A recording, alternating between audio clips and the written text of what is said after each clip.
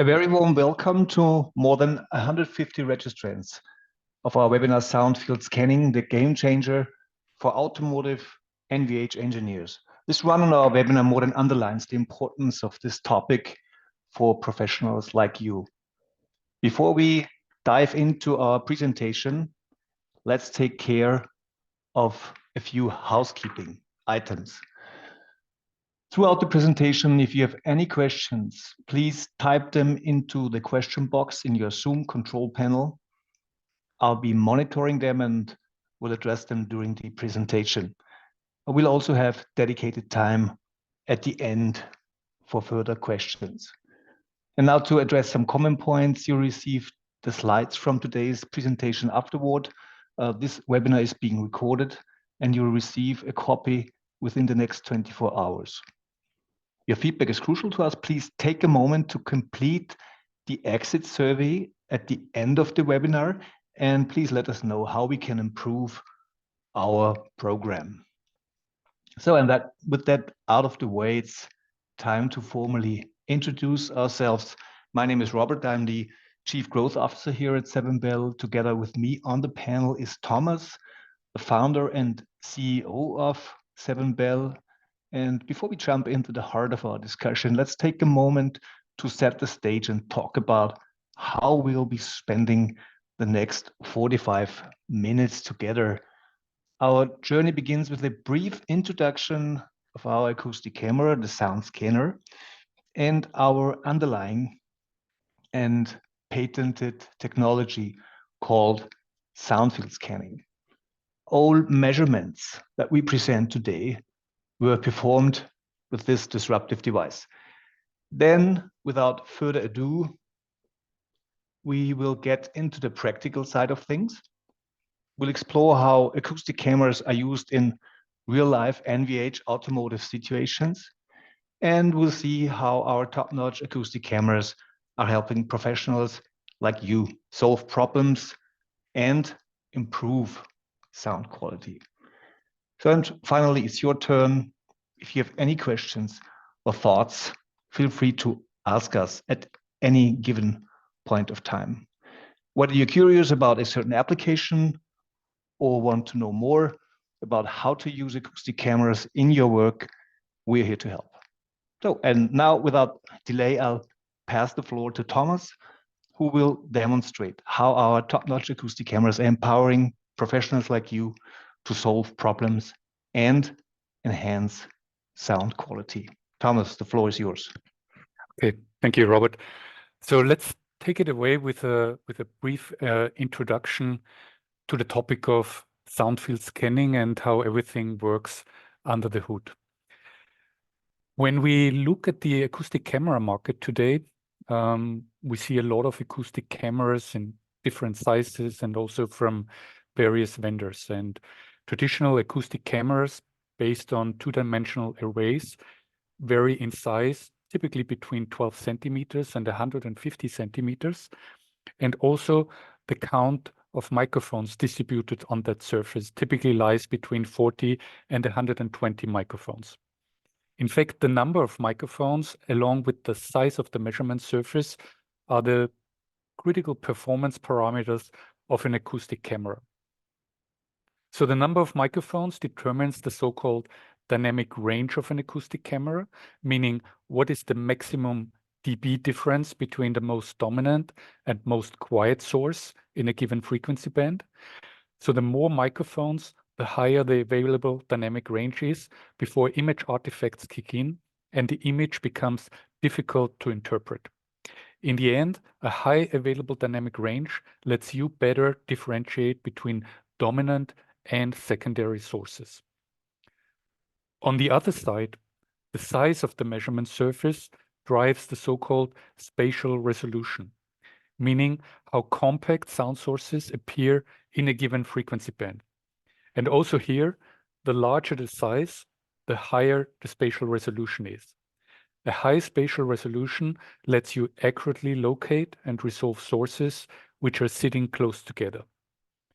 So today's acoustic camera market is essentially flooded with weakly differentiated models and sizes, we see dedicated hard and software systems for dedicated application.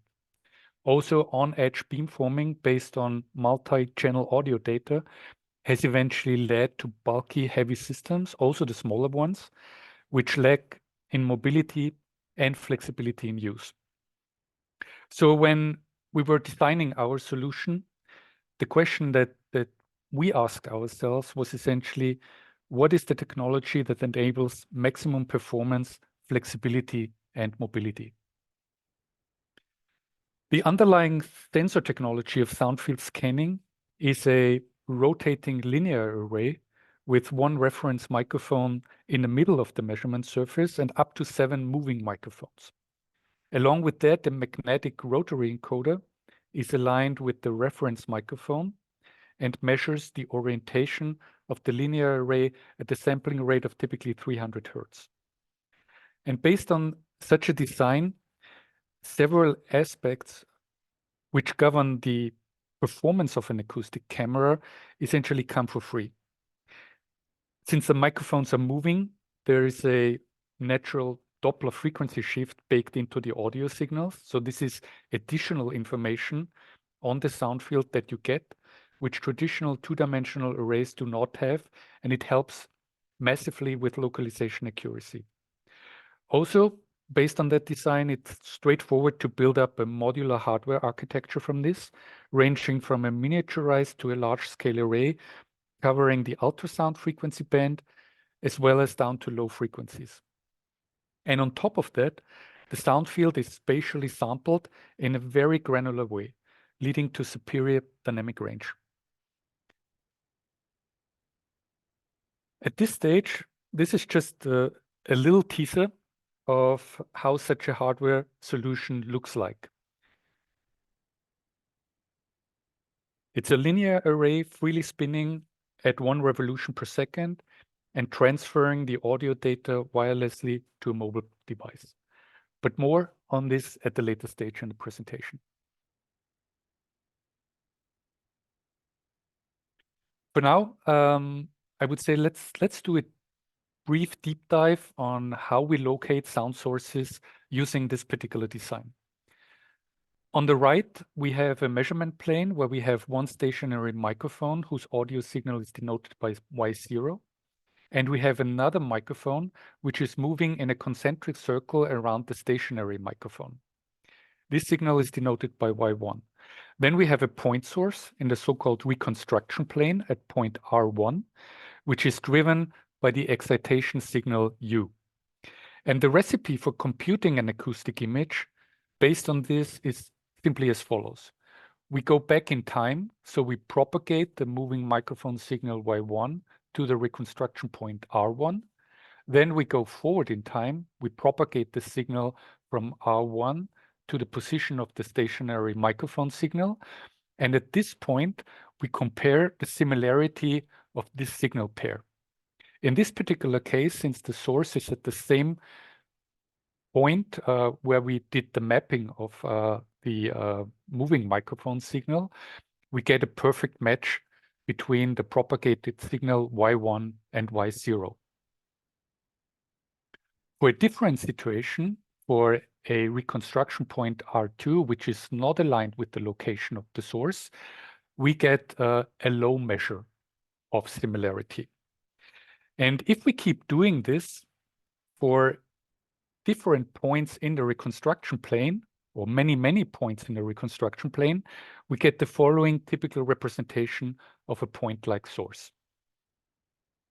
We can now actually show how many stationary microphones along that concentric circle we need to get close to the performance of one moving microphone.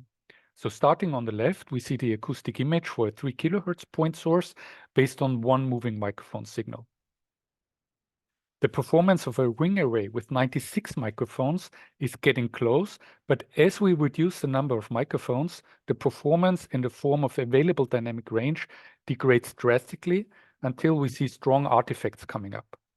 So now you can easily understand what hardware complexity of a two-dimensional array you need in order to match the performance of only a handful of moving microphones. And it's effectively hundreds of two-dimensionally distributed stationary microphones, which are required to get close to the performance of only a handful of moving microphones. As a next step, let us now take a closer look at the actual implementation of this technology, our sound scanner. The sound scanner is a modular platform comprising 4 different interchangeable sensor models with different sizes. The data is wirelessly transferred to a premium mobile device, and then the recorded data is sent to either the cloud or a dedicated high-performance laptop for processing. And eventually, a full result in the time and frequency domain is returned back for further analysis. The different sensor variants can either be mounted on a tripod or be operated as a handheld device. And all in all these components are wirelessly connected, so no cables and wires are required, and all the components are battery powered, so no mains power is required. On top of that, the system is very lightweight, so we are talking 6 kilograms for the larger variants and only some 700 grams for the handheld versions. So you can easily hold the device for a longer period of time or move the equipment around easily. Also, using mobile device technology somewhat pushed us to develop a very intuitive and easy to control user interface. And for advanced users, we offer a desktop application with a lot of additional productivity and analysis features, such as AI-based recommendation of frequency bands, automatic report generation, etc., etc. Here we now see our lineup of our current sound scanner models, starting on the left with the P12. This model has a scan diameter of 12 centimeters, starts with its lowest frequency at 2.8 kilohertz, and it's typically used for car cabin leakage localization and localization of partial discharge in e-drive components.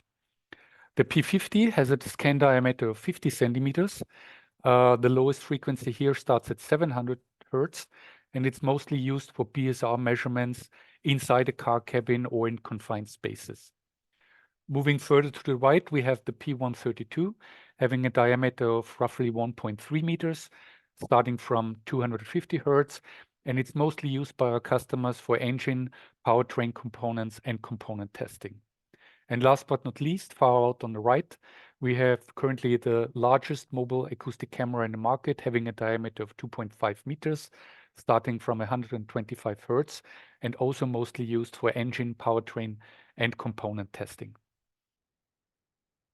The measurement process itself is fairly trivial. You start rotating the sensor captures the audio data, it's wirelessly passed on to the mobile device, where it is then eventually transferred to the cloud for processing of the acoustic images.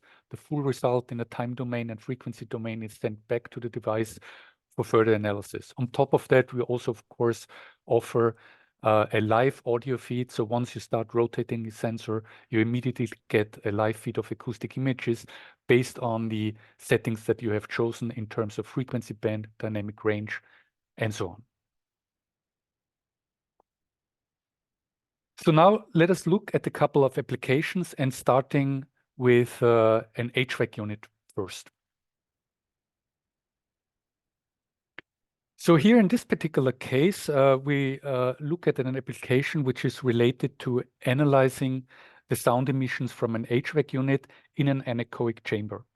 And the HVAC engineers and NVH engineers of this particular tier 1 automotive supplier wanted to specifically quantify the critical frequency bands of contributing components to the total sound pressure level. Since HVAC units dominantly emit low to medium frequency sound, the customer in this particular case uses the P254 for best spatial resolution. It is positioned some 60 centimeters away from the device under test, and the HVAC unit itself is operated in a stationary condition. When working with the sound scanner in such a scenario, there are essentially 3 things that make a difference here. Obviously, it is the superior spatial resolution performance that you get with a measurement surface having a diameter of 2.5 meters. Also, an anechoic chamber is in many cases a fully booked resource which has to be used efficiently. So users must get results quickly for first brief analysis. And in our case, we offer the quickest turnaround time from setup, recording to full analysis in the time and frequency domain. A 30-second recording, for instance, is processed in 30 seconds only. And also a user-oriented AI interface and along with that features and other productivity features help you shorten the analysis cycle. So when we take the recording and get the result back, this is the image that we see out of the box. It's full bandwidth, starting from 125 Hertz up to 6 kilohertz in this case. We have a dynamic range of 4.4 dB. And in the top right corner, you see the corresponding frequency spectrum of the reference microphone signal. And it is quite typical with sound imaging or acoustic cameras in general that engineers then start moving frequency calibers around. They do their analysis in the third octave band, in the octave band. And but there are certainly far more efficient methods in terms of coming to a conclusion what the critical frequency bands are for a specific component or contributor. And in this particular case, we can use a software feature where we can single out specific areas of the acoustic image. So you see here in this particular case that we have selected 3 additional rectangles that we moved over specific portions of the HVAC unit. And they are labeled 1, 2, and 3 with a specific color coding. And when I now turn to the next slide, you will immediately see what kind of information we can now extract from having this spatial information available. In the top right corner, you see the corresponding frequency spectrum for those regions of interest which are labeled 1, 2, and 3. So for instance, region of interest number 1 has a specific contribution in the frequency band. So that would be the orange curve in that frequency spectrum, and so on and so forth for the region of interests 2 and 3. And we can now even go a step further and now try to understand how region of interests 2 and 3 behave in comparison with region of interest 1. That's the diagram that we have on the bottom right. And based on that, you can strategically define specific frequency bands of interest. So when we look, for instance, at the frequency band between 2.3 and 5 kilohertz, you immediately see that it's mostly region of interest number 1 that is contributing in the area. So that would be image that is labeled with the letter C. We have 2.3 to 3 kilohertz. You see it in the top right diagram that here the absolute frequency spectrum is totally dominated by region of interest number 1. And you also see that compared to region of interest 2 and 3, these are well below compared to region of interest 1. And so going a step further, you can now specifically select frequency band that are relevant to specific areas of your acoustic image. So when we look at the low frequency contributors, you see that region of interest number 2 and 3, which are more on the right part of the acoustic image, are dominating the whole acoustic situation compared to region of interest 1, which is on the left side. And then we have a frequency band somewhat lying between frequency bands A and C, where you can also try to understand where most of the sound emissions are coming from. So bottom line here, we kind of showed you what performance you need in order to specifically analyze HVAC units, which are specifically dominating low to medium frequency content. But rather than kind of searching for critical frequency bands in the frequency spectrum, you can choose a rather strategic approach in terms of selecting the contributors, which you already know from a design perspective. You can then try to understand what frequency content is coming from that specific spatial direction or spatial dimension. And you can specifically select frequency bands of interest and single out the critical contributors of your design. Heading on to the next application, which is around localizing clicking noise from a car seat. So here we have a frame structure of a passenger car seat that produces a clicking noise under a mechanical load. And the task here was to localize that clicking noise from the frame structure during manual excitation. In this particular case, the SoundScanner P50 is positioned at a distance of some 40 centimeters from the car seat.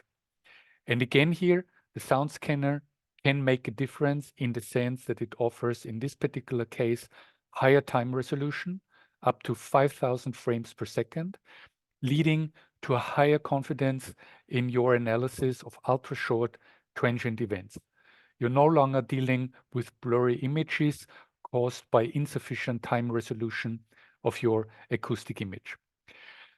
So maybe let's try to understand this in greater detail. So when we look at standard acoustic cameras today, they typically provide a time resolution in the order of 10 milliseconds, which is roughly 100 acoustic images per second. However, short time sound events, such as a clicking noise from a mechanical structure, which is typically only in the order of 5 to 6 milliseconds or even below, these sound events typically overlay with secondary sound emissions, which are enabled by structure-borne propagation. And on top of that, we may also see reflections from the test structure, for instance, a mounting plate. And all of these secondary sound events and reflections may only be offset by a millisecond or so. And these sound events happen quasi-synchronously on the scale of a time resolution of 10 milliseconds.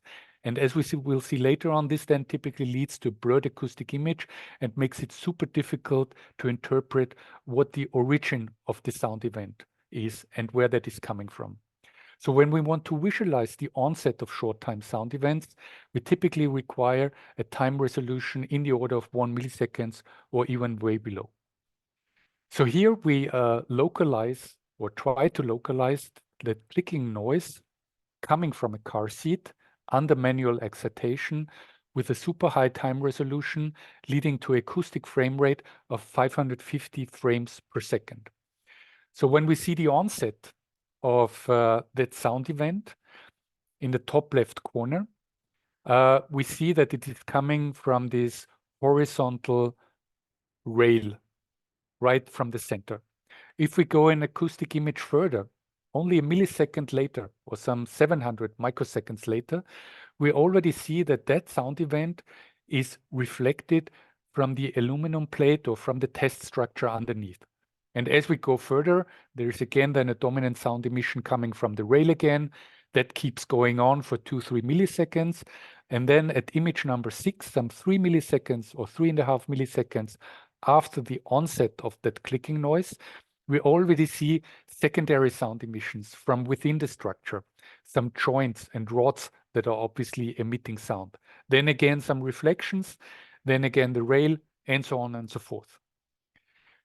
If we had a time resolution available in the order of 10 milliseconds only, or maybe slightly less, then we would see, as you see it here on the right, a totally blurred acoustic image with overlays of the onset of that sound event along with reflections. And I hope that you can now fully appreciate what it actually means if you try to localize super short sound events and you don't have that time resolution available in order to uniquely identify where that onset of that sound event was happening. So if you are left with that image on the right, which is a kind of blurred acoustic image of overlays of reflection, structure-borne noise, and the onset, it makes it difficult to come to a conclusion where that sound emission is even coming from.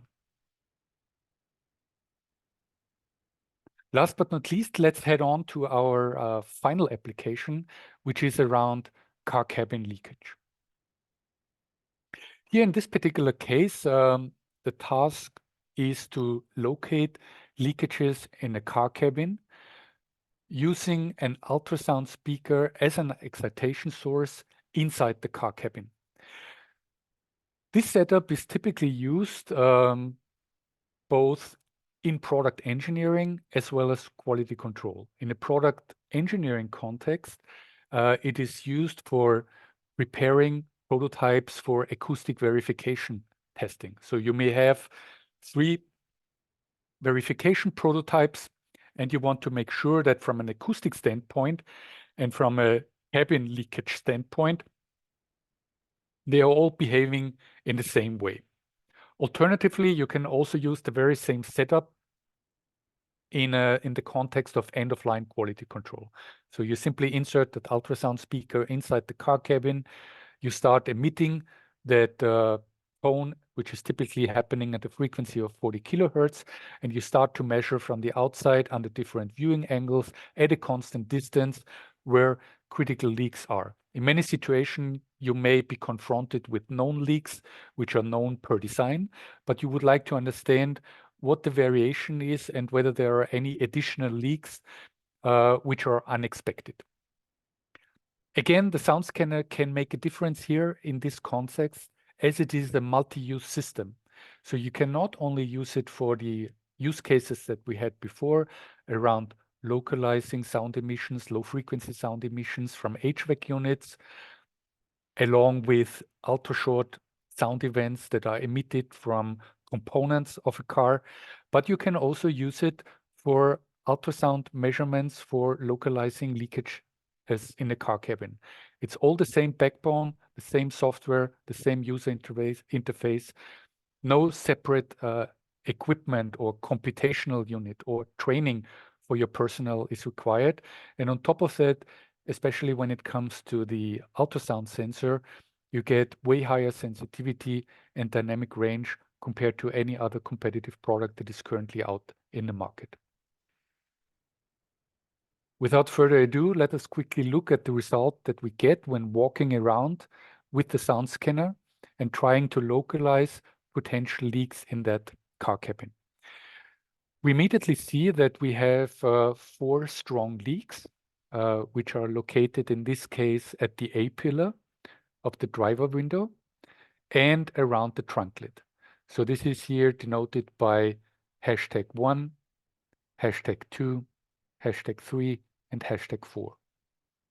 There's also one dominant source that is coming through the underbody and somewhat reflected under the left rear door. You see these 2 images on the bottom right of the slide.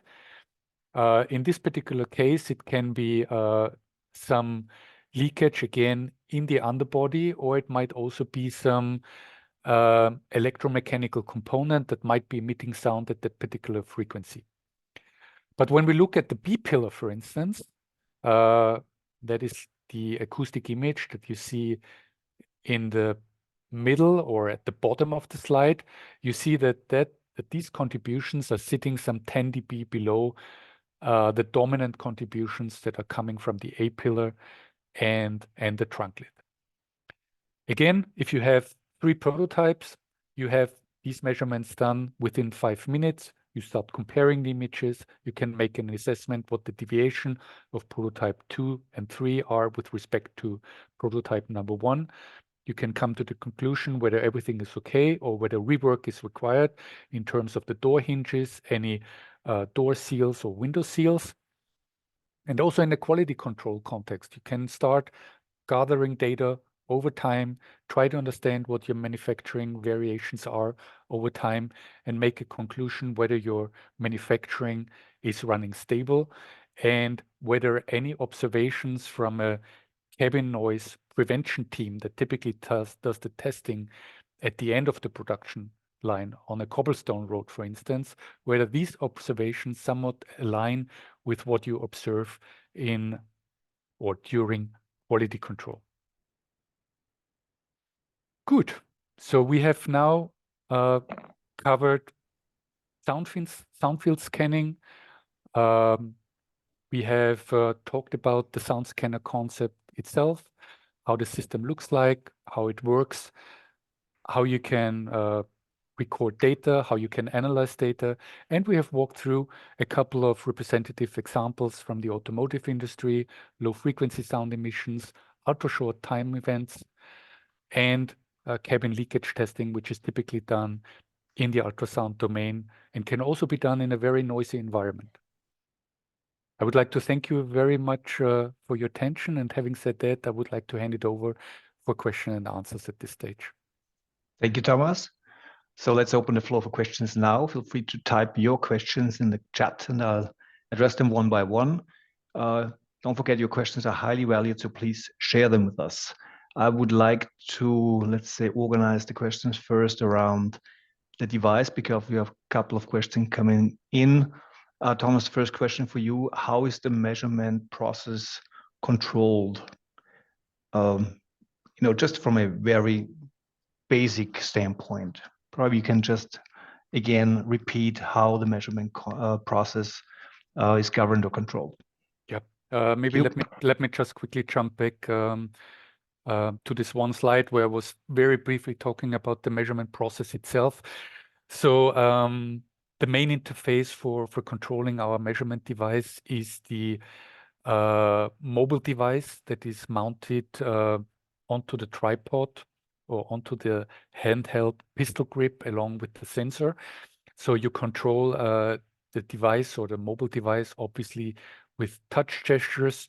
Once you start rotating the sensor, once a minimum rotational speed is exceeded, the audio data is saved and recorded. And once you stop recording, which you can trigger manually or by just simply stopping the sensor manually, the data is then sent to the cloud, and the acoustic images are processed in the time and frequency domain, and you receive a result in the time and frequency domain and can step through the result and the individual acoustic images. As I said before, we also offer a so-called live mode, even though it's the main use case for using the live mode is, of course, when you already know what you're searching for, maybe in the frequency band or also in a specific spatial region. This is where the live mode is certainly valuable. You just start spinning the sensor, you get an acoustic live feed of acoustic images onto the mobile device, and you can see where that sound is coming from. Of course, during live mode, the acoustic images that you're presented with are constrained or essentially set to the frequency band that you have set forth, the dynamic range, and other settings related to the acoustic image. Okay, thank you. Another question that pops up here, I think we didn't touch on it yet, is how can measurements be synced with other systems, exported, data export? I think that's the question. Thank you. Yeah, that's a very good question. At this stage, our device is a standalone device, but we are about to release an additional auxiliary input in the Q3 timeframe.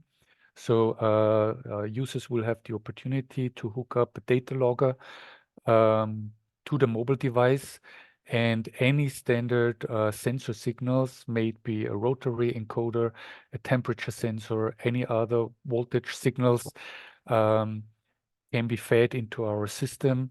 And you essentially then have information not only around the audio data, but also other sensor information is perfectly synchronized to that recording and can be analyzed in the aftermath.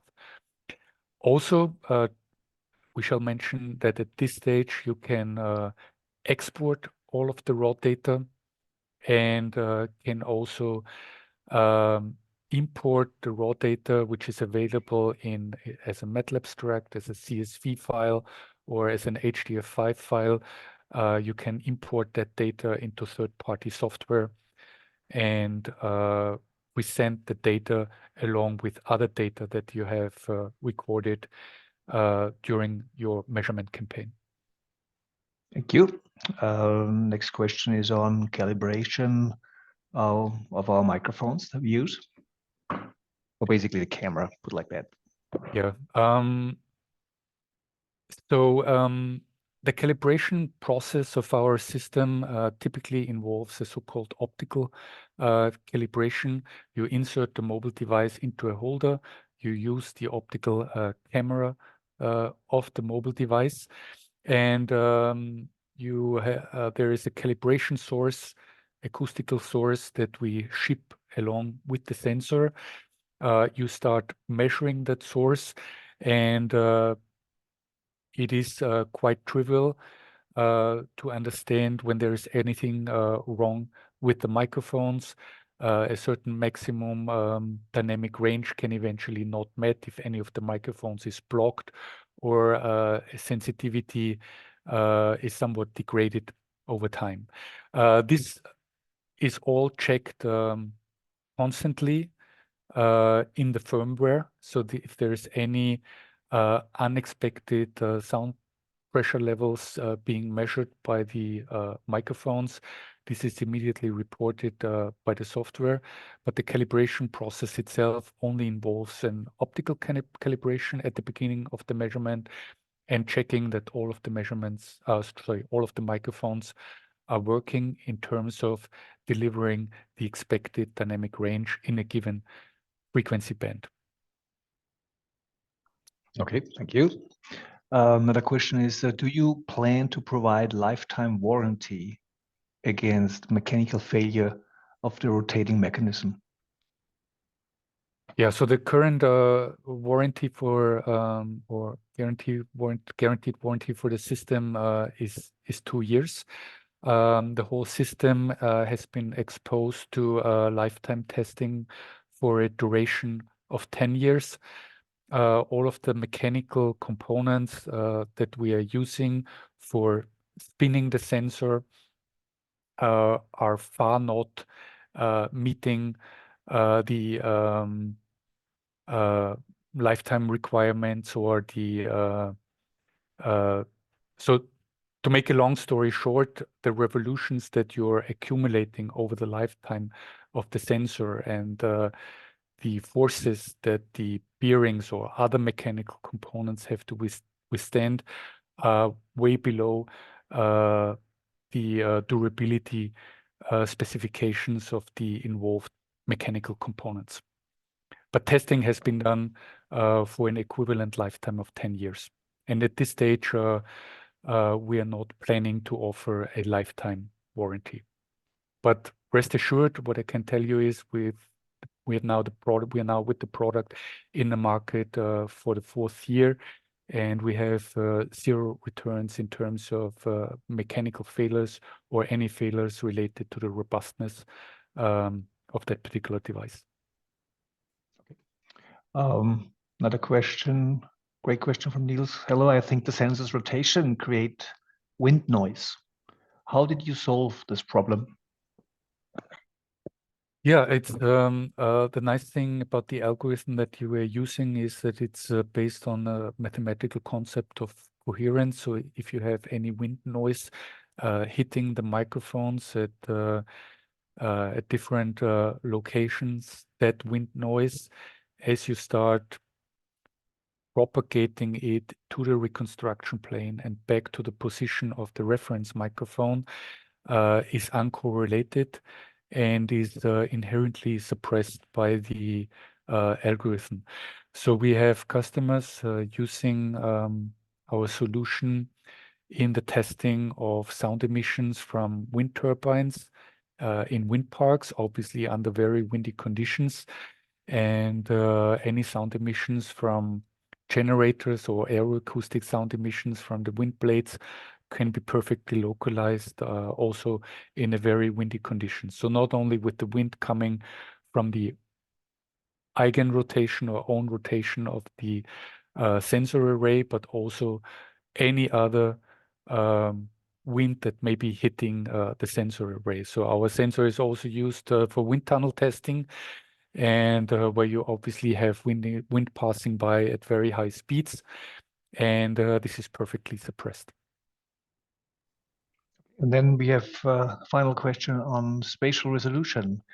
Can this sound camera be used for small sound sources, e.g. as large as a mobile phone? Is it accurately enough? Yeah, very good question. So our solution also for the larger sensor variants is used for testing of small electric drives, small planetary gearboxes, so objects that typically have a dimension in the order of maybe 10 to 15 centimeters. You can go as close as 20 centimeters with the sound scanner to the object and get a very good spatial resolution in terms of where dominant sound is coming from. In general, getting as close as to your test object as possible helps as the contributing sound sources are moving further apart in the optical image, and you somewhat naturally increase the spatial resolution that you get. So typically when you start doing a measurement on an automotive component, you try to have everything in the field of view. And if there is a dominant sound source popping up in a specific portion of the acoustic image, you then start moving closer, you start focusing in on that region. And as you start reducing the distance to the test, to the device under test, you naturally get spatial resolution. But to make a long story short, it also works for smaller objects, typically with a dimension in the order of 10 to 15 centimeters also. One final question that points in the same direction, meaning the best distance. So question is, how do you choose the best distance between the measurement system and inferred source plane? I think it points in the direction of room modes, probably.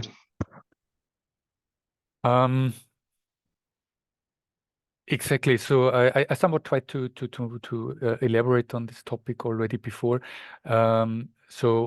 Obviously, you want to localize the sound emissions from your device under test. So as a first step, you want to have the full device under test in the field of view. Then you start seeing specific sound sources in a specific frequency band. Then you start moving closer and you start focusing in on that particular portion of your device under test. This holds true for measurements that you do under free field conditions in an anechoic chamber, but also in a test room facility. If you do these measurements, of course, in a very small room, where the spatial dimensions are only in the order maybe like 3 by 4 meters, 2.5 meters to 3 meters in height.